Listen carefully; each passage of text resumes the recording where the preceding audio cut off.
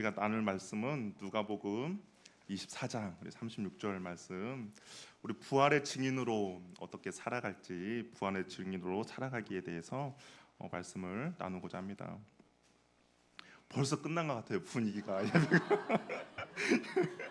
분위기가 왠지 좀 마지막 마무리할 것 같은데 이제 시작입니다. 예.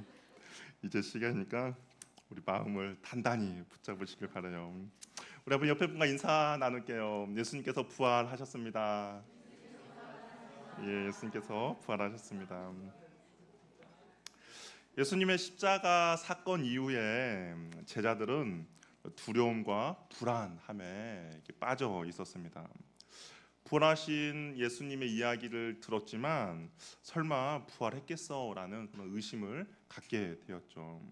리더가 사라진 제자 공동체에 이제 핍박이 몰려올 것을 알았기에 제자들은 두려워 떨 수밖에 없었습니다. 이때 이제 두려움에 떨고 있는 제자들에게 예수님이 찾아오셨어요. 그리고 나서 그들에게 평강을 허락해 주십니다. 이 평강은 부활을 믿지 못하고 제자들에게 확신으로 받아들이며 떨며 두려운 자들에게 예수님께서 허락해 주신 그런 평안인 것이죠. 오늘을 살아가는 우리들에게 동일합니다. 예수님 우리에게 평강을 주세요. 내가 두려워하고 내가 떨며 힘들어할 때 그냥 먼 곳에서 팔짱 끼고 계시는 분이 아니라 우리에게 찾아오셔서 우리를 위로해 주시고 우리들에게 평강을 허락해 주십니다. 이 시간 부활하셔서 지금도 살아계신 주님께서 저와 여러분들에게 이런 평강을 허락해 주실 것입니다. 근심, 걱정, 두려움 있는 이들에게 하나님의 평강이 있기를 바랍니다. 그래서 우리 다시 한번 인사 한번 나눌게. 옆에 분들과 주님의 평강이 있기를 바랍니다.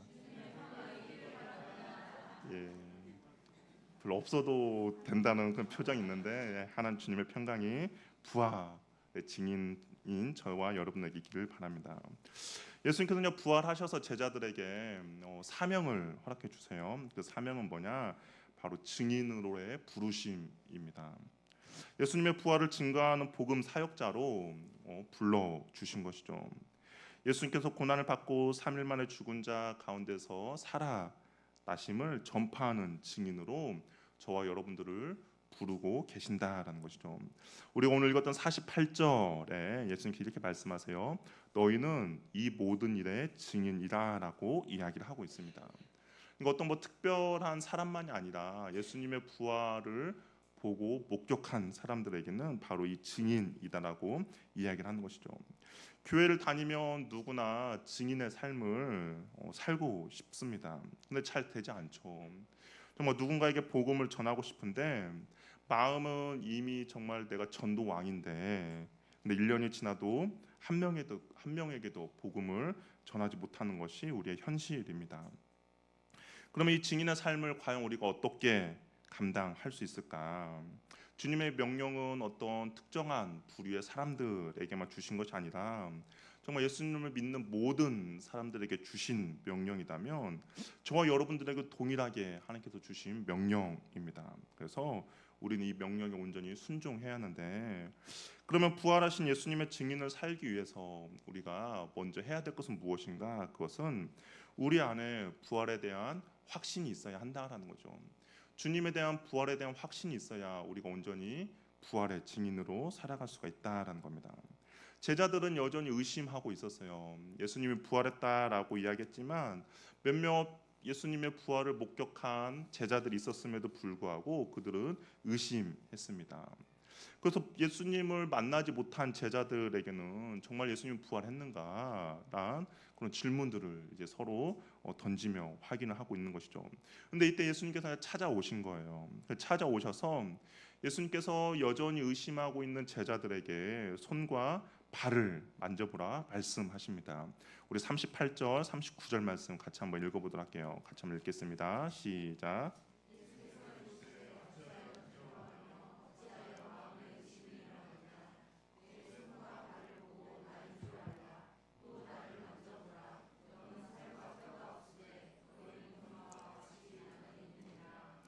제자들은 아무래도 예수님의 부활을 의심했고 주님 앞에 나타난 그 예수님을 천사나 영으로 생각했습니다.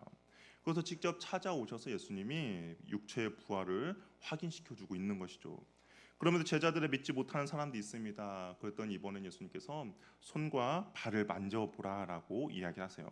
그리고 또한 예수님께서 뭐라고 말하냐? 먹을 것이 있으면 먹을 것을 달라고 식사를 합니다. 그래서 예수님의 부활이 진짜로 일어난 사건임을 보여주는 것이죠. 많은 신학자들이 예수님의 육체는 배고픔을 달래기 위해 식사를 하지 않아도 되는 부활의 몸이다라고 이야기를 합니다. 그럼에도 불구하고 제자들 앞에서 그런 식사를 달라고 한 것은 제자들에게 이 부활이 그냥 어떤 허상이 아니라 진짜로 부활하셨다는 것을 예수님 제자들에게 보여주기 위한 하나의 모습인 것이죠. 안 해도 될 행동을 예수님께서 하고 계신다라는 겁니다. 사랑하는 제자들에게 부활의 확신을 주기 위한 예수님의 행동인 것이죠. 부활의 증인의 사명을 감당하기 위해서는 우리 가운데 부활하신 예수님에 대한 확신이 있어야 한다라는 것이죠. 이 확신을 갖지 못하면 우리는 증인의 삶을 온전히 살지 못할 뿐만 아니라 끝까지 감당할 수가 없다라는 겁니다. 우리 사냥을 할 때 사냥개를 이제 데리고 다니잖아요. 그러면 뭐 한두 마리만 데리고 다니는 것이 아니라 뭐 몇 마리 막 수십 마리를 데리고 다닙니다. 왜 그런가라고 하니까 어떤 이제 그 사냥개들 중에서도 유능한 사냥개가 있지만 아직 이제 사냥의 뭔지를 모르는 그런 개들에게도 훈련시키기 위해서 그런 차원에서 함께 데리고 다닌다라고 합니다. 그래서 사냥개들이 이제 사냥감을 발견하면 어떻습니까? 막 짖으면서 따라가죠. 그런데 짖으면서 뛰다 보면 두 부류의 그런 부류가 나타난다라고요. 처음에 같이 짖으면서 쫓아가요. 그러나 실질적으로 사냥감을 본 개는 포기하지 않고 끝까지 사냥감을 쫓아면서 짖으면서 간다라고 합니다. 그러나 사냥감은 보지 못했어요. 근데 옆에 개가 막 짖으니까 자기도 덩달아서 짖으면서 가는 거죠. 그러면 그 개들은 뛰다가 도중에 포기한다라는 거죠.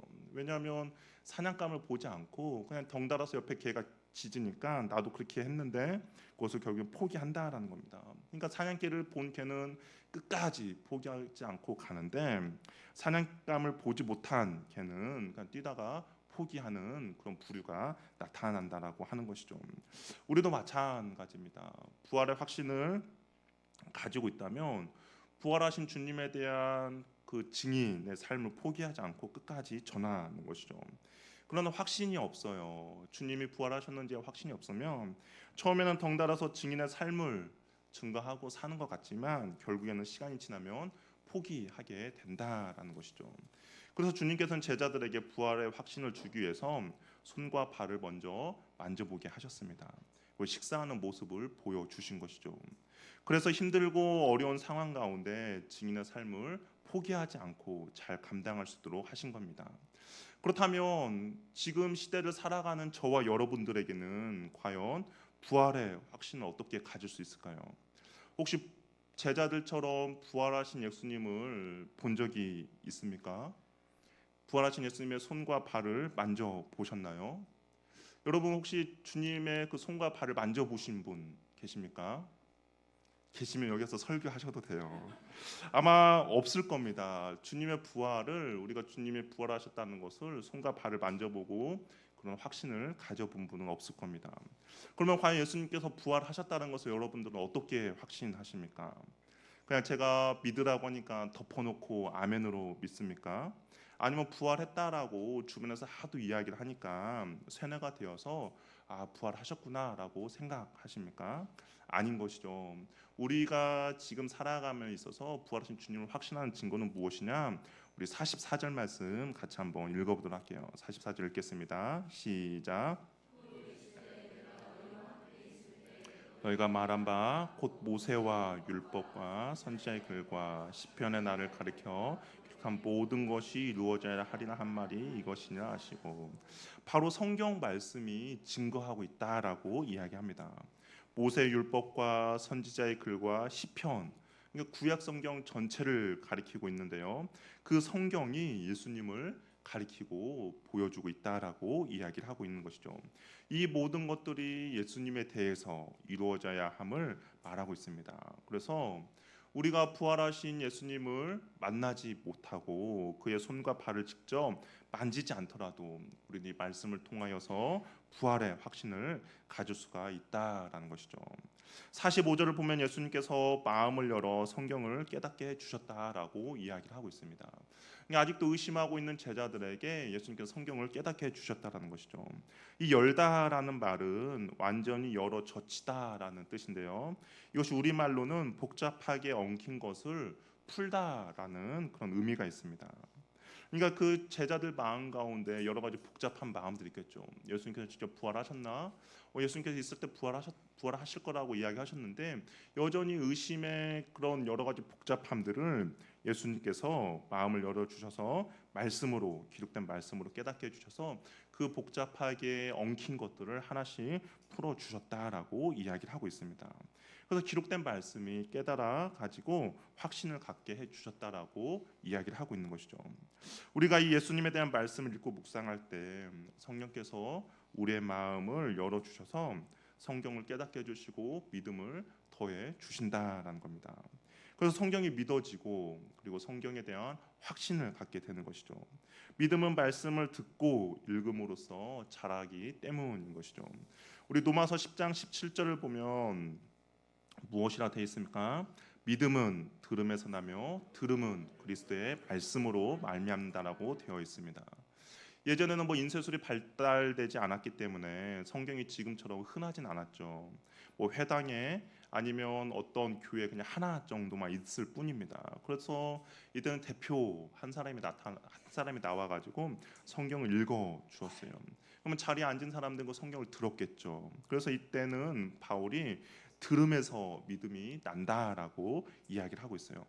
그러면 지금은 어떨까요? 들음에서 믿음이 나지만 또 한편으로 지금은 우리가 읽음으로써 믿음이 자라나는 것이죠. 우리 안에 이 부활하신 예수님에 대한 확신과 믿음이 있을 때 우리는 바로 증인의 삶을 온전히 살 수 있습니다. 읽지 않으면 듣지 않으면 믿음은 자라지 않고 확신하지 못한다라는 것이죠. 증인의 삶을 살고 싶은데 아직 확신이 없다면 부활하신 주님에 대해 믿음이 잘 서지 않는다면 말씀을 읽고 들으시길 바랍니다. 주께서 우리의 마음을 열어 주셔서 성경을 깨닫게 해주시고 부활에 대한 주님에 대한 확신을 우리에게 허락해 주실 것입니다. 말씀을 읽고 말씀을 묵상하여서 우리가 주님에 대한 부활에 대한 확신을 가지시기를 바랍니다. 또한 증인으로 살아가기 위해서 두 번째 필요한 것은 무엇인가? 우리 49절 말씀 한번 읽어보도록 할게요. 49절 읽겠습니다. 시작.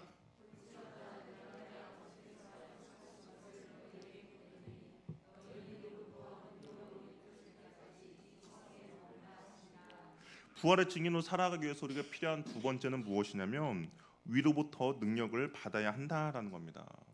위로부터 능력을 받는다는 것이 무엇인가? 누가는 이 능력 받음을 바로 성령이라고 이야기를 하고 있는 것이죠. 그러니까 성령의 능력으로 입혀질 때 비로소 우리가 증인의 삶을 살 수 있다라는 겁니다. 이것은 성령의 은사를 말하는 것이 아니에요. 나는 병을 고치지 못하는데요. 나는 이적과 기적을 나타내지 못하는데요. 나는 방언과 예언을 하지 못하는데요. 상관없습니다. 성령의 은사가 아니라 성령의 충만함을 이야기하고 있는 것이죠. 성령은 살아계신 하나님이십니다. 그분은 경배받기에 합당하신 분인 것이죠. 그분이 우리를 다스리고 통치하십니다. 그리고 우리를 거듭나게 하시는 것이죠. 내 안에 정욕과 욕망을 버리게 하시고 절제케 하십니다. 그러면서 육적인 그리스도인이 아니라 참된 그리스도인이 되게 하시는 것이죠. 이러한 주님의 통치와 다스림을 받을 때 우리는 성령 충만하다라고 이야기를 하고 있어요. 그래서 이 성령 충만함으로 우리가 증인의 삶을 나타낼 수가 있다라는 겁니다. 베드로가 예수님을 향해서 주는 그리스도시요 살아계신 하나님의 아들이라고 고백했습니다. 정말 모든 사람들이 주를 버릴지라도 나는 절대로 주님을 버리지 않겠습니다라고 고백한 제자였어요. 근데 예수님께서 잡히신 날 밤 어떻게 했습니까? 대제사장 집에 따라갔지만 그 대제사장의 여종이 너도 예수와 한 패지라고 했을 때 어떻게 했습니까? 맹세하며 저주하며 나는 절대 모른다라고 3번 부인했습니다. 당시의 여자의 존재는 연약한 존재죠. 약한 존재였습니다. 가부장적인 사회에서는 여성은 가축보다 조금 더 나은 그런 존재였어요. 유대인들, 특히 바리새인들이 하루에 세 가지의 감사 기도를 했습니다. 첫 번째는 유대인으로 태어난 거에 감사하고, 두 번째는 이방인으로 태어나지 않음에 감사하고, 세 번째는 여자로 태어나지 않은 거에 감사를 했다라는 거예요. 그만큼 유대 사회에서 여자는 진정받지도 못하고 존경받지도 못하는 그런 존재였는데, 근데 베드로에게 너도 한 패지라고 말한 사람은 대제사장에 있는 여종이었어요. 그러니까 여자 중에서도 더욱더 낮은 그런 종이었는데, 그 여자에게도 겁을 먹어서 예수를 부인한 그런 베드로였습니다. 근데 사도행전에 보면 어떻게 됩니까? 위로부터 임하는 능력을 받았어요. 그래서 사람들에게 전도하며 다닙니다. 너무 전도를 열심히 하니까 대제사장과 서기관들과 바리새인들이 베드로를 붙잡아서 복음을 전하지 말라라고 협박합니다. 근데 위로부터 능력을 받지 않았다면 베드로가 아마 알겠다 하고 도망쳤을 거예요. 그런데 그렇지 않았다라는 거죠. 충만한 베드로가 당당하게 말합니다. 너희를 두려워하는 것이 아닌 하나님의 말씀을 듣고 순종하는 것이 옳다라고 말하며 그들의 말을 듣지 않습니다. 왜 베드로가 이렇게 변했습니까? 위로부터 임하는 하나님의 능력, 성령의 충만함을 받았기 때문인 것이죠. 증인의 삶을 살 때 우리에게 성령의 충만함이 필요합니다. 위로부터 내려오는 능력을 받아야 합니다. 제자들은 위로부터 내려오는 능력을 어떻게 받았습니까? 바로 기도함으로 그 능력을 받은 것이죠. 성령 충만은 그냥 저절로 나에게 임하는 것이 아니라 간구함으로 우리가 얻을 수 있다라는 거죠. 돼도 좋고 안 돼도 좋고 시간이 나서 해보는 태도가 아니라 구명줄을 잡듯이 이것이 아니면 죽는다는 심정으로 우리가 주님 앞에 성령 충만을 구할 때 하나님께서 우리에게 허락해 주신다라는 겁니다. 그 베드로가 성령 충만을 받기 전에 그 상황을 이 사도행전은 무엇이라 표현을 하고 있느냐? 마음을 같이하여 오로지 기도에 힘썼다라고 이야기하고 있습니다. 그러니까 한 마음을 가지고 오로지 기도에 힘썼을 때 그들에게 성령의 충만함이 임했다라는 것이죠. 예수님의 말씀을 듣고 제자들이 모여서 기도할 때에 위로부터 내려오는 능력을 받았습니다. 기도의 삶은 성령 충만으로 이어지는 것이죠. 간절히 기도하며 성령 충만을 구할 때 성령의 충만함을 받을 수 있다라는 것이죠. 그래야 우리는 부활의 증인으로 온전히 살아갈 수가 있다라는 겁니다. 혹시 복음을 전하는 것을 두려워하시는 분이 있습니까? 복음 전하는 것을 창피해 하십니까? 아니면 다른 사람이 시선이 너무나도 많이 의식이 돼서 복음을 전하는 것이 이렇게 머뭇머뭇거립니까? 그렇다면 기도하셔서 성령의 충만함을 받으시길 바랍니다. 간절히 기도할 때 주님께서 우리에게 성령의 충만함을 주실 것이고, 그리고 충만함을 인하여서 증인의 사명을 온전히 감당할 수 있게 될 것입니다. 또한 마지막으로 증인의 삶을 살기 위해서 우리에게 필요한 것은 무엇이냐? 경배함과 찬양함이 계속되어야 한다라는 것이죠. 우리 52절 말씀, 53절 말씀 같이 한번 읽어보도록 하겠습니다. 같이 한번 읽겠습니다. 시작.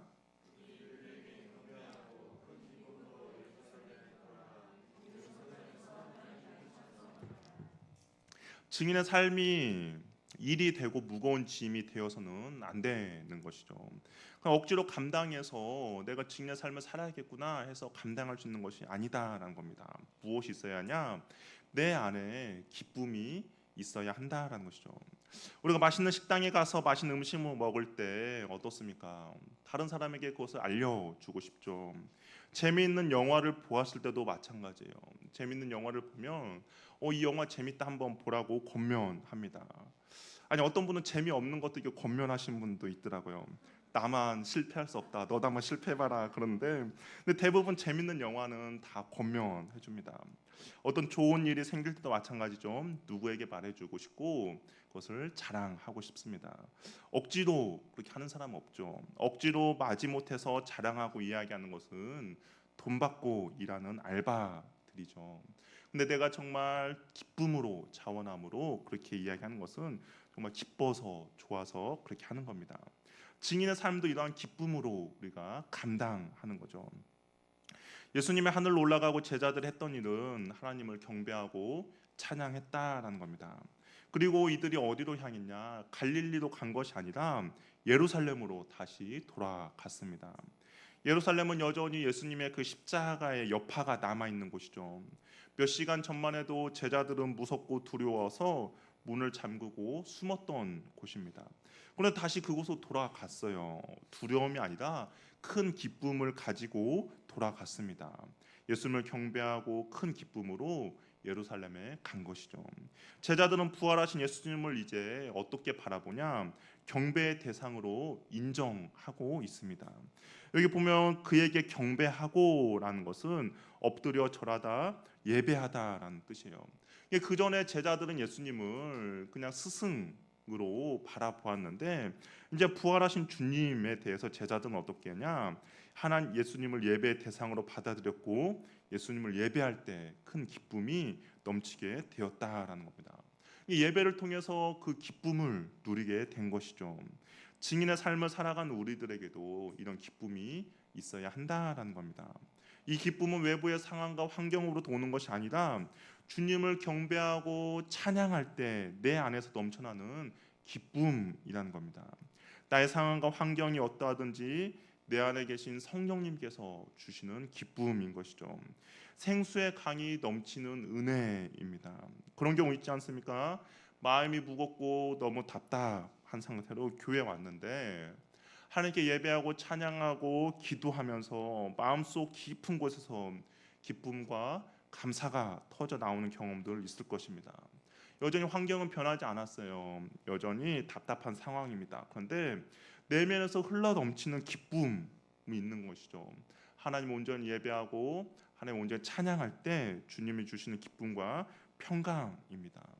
예수님을 온전히 예배의 대상으로 인정하고 예수님을 경배하고 우리의 예배가 회복될 때 우리는 바로 이 기쁨이 넘치게 된다라는 것이죠. 그럴 때 우리가 증인의 삶을 살아갈 수가 있다라는 겁니다. 예배를 통해 하나님이 주시는 기쁨이 생기게 되고 기쁨을 전하지 않고는 견딜 수 없게 되는 것이죠. 그러면 은혜는 자연스럽게 흘러갑니다. 척박하고 메마르고 황폐하고 깊은 골짜기 같은 곳에 은혜가 흐르면 그곳에 생기가 넘치고 골은 메워지고 회복이 일어나게 된다라는 것이죠. 예배가 회복될 때 우리의 삶의 우선순위가 바뀌게 되고 우리는 증인의 삶을 살게 됩니다.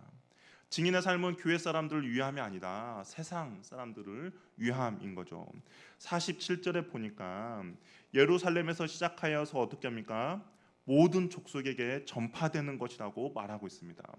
부활의 증인의 삶도 교회가 아니라 세상을 향한 증인임을 기억하시길 바랍니다. TV가 발달되기 전에는 듣는 시대였어요. 라디오 시대입니다. 그래서 어른들은 아직도 라디오 소리를 듣는 것을 좋아해요.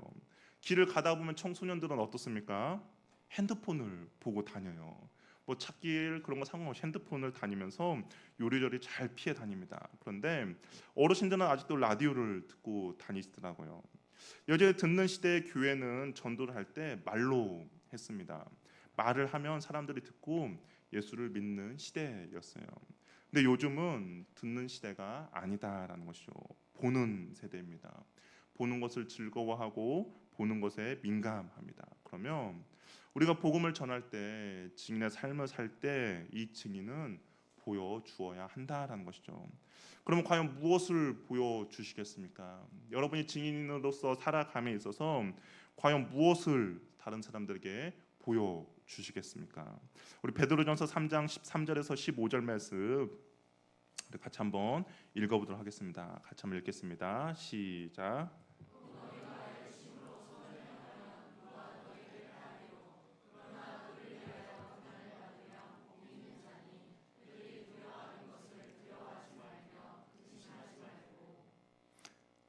예, 15절까지인데 너희 마음에 그리스도를 주로 삼아 거룩하게 하고 너희 속에 있는 소망에 관한 이유를 묻는 자들에게 대답할 것을 항상 준비하되 온유와 두려움으로 하라라고 있습니다. 우리가 증인의 삶을 살 때 보여줄 것은 무엇이냐면 선을 행하며 의를 위하여 고난 받을 것이죠. 그러면 우리의 그 모습을 보고 사람들이 묻는다라는 겁니다. 당신은 좀 다른데 당신에게는 뭐가 우리와 다름이 있는데 그것이 무엇입니까? 라고 묻는 거예요. 그러면 그럴 때 증인된 이야기를 할 수 있다라는 것이죠. 요즘 교회가 무너져 가고 있고 전도가 잘 안 되고 있습니다. 저와 여러분이 아직도 말로만 증인의 삶을 살려고 하기 때문일 수도 있는 것이죠. 눈에 보여지는 선을 행하지 않기 때문입니다. 너무 이기적으로 살아가고 있기 때문인 것이죠. 다른 사람의 아픔을 모른 척합니다. 그리고 다른 사람들의 필요를 모른 척하고 그냥 지나치는 것이죠. 그러다 보니 증인의 삶을 온전히 감당하지 못합니다. 여전히 우리는 말로만 하려고 하는 것이죠. 증인의 삶을 살기 위해서는 때로는 손해도 봐야 하고 의를 위하여 핍박도 받아야 합니다. 그러면 내 안에 주님이 주시는 기쁨이 있을 때 이런 일들이 가능한 것이죠. 예수님을 경배하고 예배의 은혜를 경험해야 비로소 주님께서 원하시는 증인의 사명을 온전히 잘 감당할 수 있다라는 것이죠. 부활 증인의 삶은 저와 여러분들이 감당해야 할 일입니다. 예수님이 주시는 사명인 거죠. 그래서 말씀을 잘 읽고 잘 들어서 부활하신 예수님에 대한 확신을 가지시기를 바랍니다. 견고한 믿음을 잘 지키시기를 바랍니다. 또한 간절함과 온 마음을 다하여 기도 생활을 통하여서 위로부터 내려오는 하나님의 능력을 받으시길 바랍니다. 그리고 하나님의 기뻐 받으시는 신령과 진정으로 주님께 예배하며 찬양하시기를 바랍니다. 우리 가운데 그러면 주님께서 주시는 기쁨이 넘치게 될 것입니다. 그럴 때 우리는 선을 행하며 고난을 받아도 기쁨으로 감당할 수 있는 것이죠. 그러면 우리 주변에 있는 사람들이 우리의 모습을 보며 너 안에 있는 소망에 대해서 가르쳐 달라고 할 것입니다. 그것이 주님이 원하시는 부활의 증인의 삶을 살아가는 모습인 것이죠. 그 증인의 사명을 잘 감당하는 저와 여러분이 되기를 바랍니다. 부활하신 주님께서 오늘도 저와 여러분에게 증인으로 살라 부르시고 명하십니다. 그 명령에 순종하는 저와 여러분이 되기를 바랍니다. 그럼 이렇게 기도하겠습니다. 우리 시간 기도할 때 하나님, 내가 이 부활의 삶을, 부활의 증인의 삶을 사는데 부족함이 없도록 나를 도와주시고 인도해 달라고, 내가 그 삶을 이제 살아가겠습니다. 하나님, 나에게 은혜 베풀어 주시옵소서. 우리 한번 같이 기도하며 나가겠습니다. 할렐루야. 하나님 아버지 감사합니다. 주님께서 우리에게 부활의 삶을 살아가는데 부족함이 없도록 주님 인도해 주시고 도와주시옵소서. 하나님, 우리가 말씀에 충만함을 얻게 주시고 성령의 충만함을 주시고 또한 내 안에 예수 그리스도께서 주시는 기쁨이 넘쳐서 하나님 그런 삶을 사는데 부족함이 없기를 원하오니 주여 인도해 주시고 도와주시옵소서. 하나님께 붙들어 주시고 인도해 주시기 원합니다. 주님, 그런 삶을 감당할 수 있도록 또 주시옵소서. 함께 해주시기 원합니다. 주님, 도와주시기 원합니다.